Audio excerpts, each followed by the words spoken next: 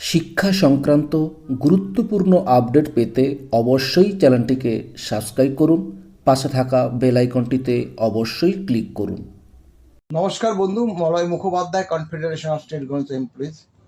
পাশে যিনি বসে আছেন আপনারা তো জানেন, মাননীয় ফিরদৌস সামিম। তিনি কর্মচারীদের স্বার্থ রক্ষার্থে যে নিরলস প্রচেষ্টা চালিয়ে যাচ্ছে, তাকে আমরা কিভাবে কুর্নিশ জানাবো সেটা আমাদের জানা নেই।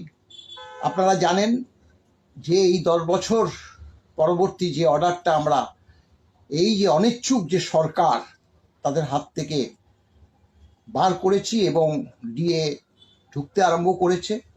যেহেতু এটা 31 মার্চ পর্যন্ত, এটা ইয়ার এন্ডিং এপ্রিল মাস থেকে আপনারা তুলতে পারবেন।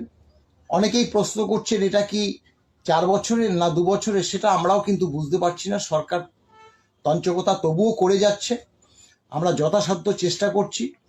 সেই ব্যাপারে তো একমাত্র দেখুন, এই সরকারকে আমরা যে গ্যারান্টি নেট কর্মচারীর জন্য বারবার চিঠি দিচ্ছি, আগামী যে এই যে রিপোর্ট হাই পাওয়ার কমিটি, সেটা তো আমাদের কাছে দেয়নি, সেটা সর্বোচ্চ আদালতে জমা দিয়েছে। আমরা মাননীয় বিকাশবাবু, ফিরদৌস সামিম, তারা নিজেরা কথাবার্তা বলেছে আগামী 15ই এপ্রিল মামলাটা উঠবেই। সেই প্রেক্ষিত কি বার্তা পরিবেশিত হবে সেটা মাননীয় ফিরদৌস সামিমের কাছ থেকে আপনারা শুনে নিন। তিনি কয়েকটি ব্যাপারে, এই 15 এপ্রিলের ব্যাপারে আপনাদের সামনে সেই বক্তব্য তুলে ধরছে। দেখুন, আপনারা জানেন ইতিমধ্যেই যে রায় কি হয়েছে। 25% এরিয়ার ডিএ মিটিয়ে দিতে হবে ইমিডিয়েটলি, এবং কমিটি নির্ধারিত ফার্স্ট ইনস্টলমেন্ট সেটা মিটিয়ে দিতে হবে 31 তারিখের মধ্যে। এখন সরকার দেখবেন অনেকেই আপনারা ফোন করছেন, মলয়বাবুকেও অ্যাজ ওয়েল এজ আমাকে প্রচুর ফোন করছেন যে আমাদের সঠিক বোধহয় হিসাব হচ্ছে না। মলয়বাবু অলরেডি হিসাব নিয়ে এসছেন, তো মলয়বাবুর সঙ্গে দীর্ঘ কথাবার্তা হয়েছে। তাতে আমি যেটা বলেছি যে দেখুন, আপনি যে হিসাব করছেন বা কর্মচারীদের যা দেওয়া হচ্ছে হিসাব করে, সেটা অনুযায়ী তো হবে না, হবে আদালতের নির্দেশ মোতাবেক। তার কারণ আদালত যেটা বলেছে সেই রায় মানা হয়েছে কি হয়নি সেটা জানা বোঝার জন্যই আদালত বলেছে আদালতে রিপোর্ট ফাইল করতে। ফলে আদালতের সামনে যখন রিপোর্ট ফাইল হবে, কাকে কতটা দিয়েছেন, আমি দিয়ে দিয়েছি বললেই তো আর পার পেয়ে যাবেন না যে হ্যাঁ আমি দিয়ে দিয়েছি মিথ্যা করে, কারণ আমাদের কাছে সবটাই হিসাব আছে। কিছুক্ষণ আগে আমি উদাহরণ দিই তাহলে পরিষ্কার হয়ে যায়। কিছুক্ষণ আগে একজন চিকিৎসক ফোন করলেন, ডাক্তারবাবু, তা তিনি একটি অ্যামাউন্ট বললেন যে এটা নাকি হিসাব হয়েছে। সেটা হওয়া কখনোই সম্ভব না। তার কারণ ডক্টর বাবুদের ডি এর হিসেবটি হয় তাদের এনপিএ যোগ করে, কিন্তু যোগ করেন, ফলে খুব ভুল হিসাব। আমি জাস্ট একটা উদাহরণ দিলাম। মলয়বাবু এরকম মানে ইচ অ্যান্ড এভরি স্টেজ ধরে ধরে হিসাব করে নিয়ে এসছেন। আমাদের কাছে সব হিসাবটাই আছে, পেজেও দিয়ে দিয়েছে। এবং হ্যাঁ, মলয়বাবু পেজেও দিয়েছেন বলছেন। তো যাই হোক, আমাদের কাছে সব হিসেবটি আছে, কিন্তু এটা কখন প্লেসড হবে সেটা আদালতে প্লেসড হবে। আদালতে যখন ম্যাটারটি উঠবে তখন বোঝা যাবে যে তখনই অ্যাকচুয়ালি গভর্নমেন্ট কি বলতে চাইছেন, যে তারা কিভাবে দেবেন বা দেবেন না। দেবেন না বা দেননি, আদালতের রায় মানেননি বলেই তো আমরা কন্টেম্পট অ্যাপ্লিকেশন করেছিলাম, এবং আদালতে এই মুহূর্তে সেই কন্টেম্পট অ্যাপ্লিকেশনটি পেন্ডিং। আদালতের সামনে যেমন সরকারের মিসলিনিয়াস অ্যাপ্লিকেশন পেন্ডিং, সেরকম আমাদের কন্টেম্পট অ্যাপ্লিকেশনও পেন্ডিং।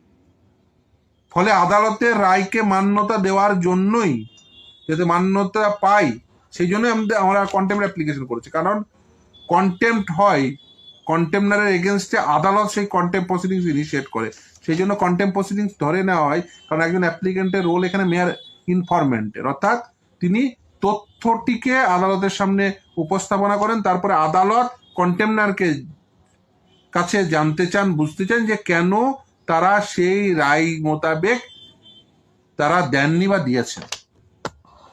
সেখানে তাদের বলতে হবে যে তারা টাকাটি সম্পূর্ণভাবে দিয়েছেন বা তারা নিজের মতো করে কেন ইন্টারপ্রেট করেছেন, তাদের বলতে হবে। ফলে আমাদের অপেক্ষা করতে হবে সেই রিপোর্ট অনুযায়ী সেই রিপোর্টের জন্য এবং আদালতের প্রসিডিংস এর উপরে। ফলে আদালতে যেহেতু contempt proceedings pending, each and every pie paisa আমরা আদায় করব, পাই পয়সা। কারণ এটা কর্মচারীদের আইনসঙ্গত অধিকার বলে প্রতিষ্ঠা পেয়েছে 7 বার জয়ের পরে। ফলে এটা ভাবার কোনো কারণ নেই যে সরকার ছাড় পেয়ে যাবে। যার যতটা প্রাপ্য, যদি মনে করেন যে সরকার, যে আমি ভুল হিসাব করে দিলাম, যার প্রাপ্য 8 লাখ তাকে 4 লাখ বা 3 লাখ ধরিয়ে দিলাম, যার প্রাপ্য 6 লাখ তাকে 2 লাখ হিসাব করিয়ে দিলাম বা হিসাব করে দিলাম, তার সেটাই মান্যতা পেয়ে যাবে, এটা ভাবার কোনো কারণ নেই। আপনারা যারা এটা দেখছেন তারা নির্দিষ্টভাবে সমস্ত নথিবদ্ধ করুন, পরবর্তী প্রসিডিংস কি হওয়া উচিত নিশ্চিতভাবে জানিয়ে আদালতের সামনে রিপোর্ট দাখিল করতে দিন। কন্টেম্প প্রসিডিংস পেন্ডিং 25% এরিয়ার দিয়ে ইমিডিয়েট মিটিয়ে দিতে বলতে আপনি আদালতের রায়ের পরে নিজের মতো করে ইন্টারপ্রিট করতে পারেন না, একদম পারেন না। ফলে সরকার যেটা করছে সেটাই একেবারে মান্যতা পেয়ে গেছে, এটা ভাবার কোনো প্রকার কারণ নেই। না, মান্যতা পায়নি। আদালতের রায় আছে, আদালতের রায়কে মান্যতা দিতে হবে সরকারকে, না দিলে সেটা কন্টেম্পচুয়াস অ্যাক্ট। ফলে খুব পরিষ্কার, আদালতের রায় মোতাবেকই দিতে হবে। রিপোর্ট দাখিল করবেন, আমাদের কন্টেম্প প্রসিডিংস পেন্ডিং, আপনাদের সরকারের MA পেন্ডিং। আদালত দেখবে যে তার রায় কেন এখনো পর্যন্ত মান্যতা পায়নি। নিশ্চিতভাবে আমরা আদালতের সেই রায়ের জন্য অপেক্ষা করছি, আদালতের এই প্রসিডিংস এর জন্য অপেক্ষা করছি। রিপোর্ট ফাইল করুক এবং আমাদের যা যা ডকুমেন্ট রয়েছে, যা যা নোটিফিকেশন রয়েছে, এবং শুধু তাই না, শিক্ষক শিক্ষাকর্মী থেকে শুরু করে গ্রান্টেড এডের কর্মী সকলেই, তারা প্রত্যেকেই যারা এই রোপা রুল 2009-এর যে ডেফিনেশন ছিল সেই ডেফিনেশন ওয়াইজ গভর্ন হন, মানে DAICPI অনুযায়ী দিতে হবে, তারা প্রত্যেকেই হকদার, তারা প্রত্যেকেই পাবেন, পাওয়ার হকদার। প্রিন্সিপাল ডিসাইড করে দিয়েছে সুপ্রিম কোর্ট। এরপরে আপনি শুধু বিষয়টিকে প্রলং করার জন্য প্রভেদ করবেন, কর্মচারীদের বিভেদ সৃষ্টি করবেন, এটা হয় না। ফলে প্রত্যেকেই প্রাপ্য, এবং যতটা প্রাপ্য সেই সময়ের নোটিফিকেশন অনুযায়ী, AICPI এর হিসাব অনুযায়ী প্রত্যেকে ততটাই পাবেন। 1 টাকাও কাউকে কম দেওয়া যাবে না। যাদের NPA যুক্ত করে DA ক্যালকুলেশন করতে হবে, তাদের NPA যুক্ত করে DA ক্যালকুলেশন করতে হবে। যাদের যতটা প্রাপ্য তাকে ততটাই দিতে হবে। তিনি ইন সার্ভিস হন, তিনি পেনশনার হন, প্রত্যেককে। ফলে এখানে নতুন করে আদালতের রায়ের ইন্টারপ্রিটেশনের কোনো প্রকার সুযোগ নেই।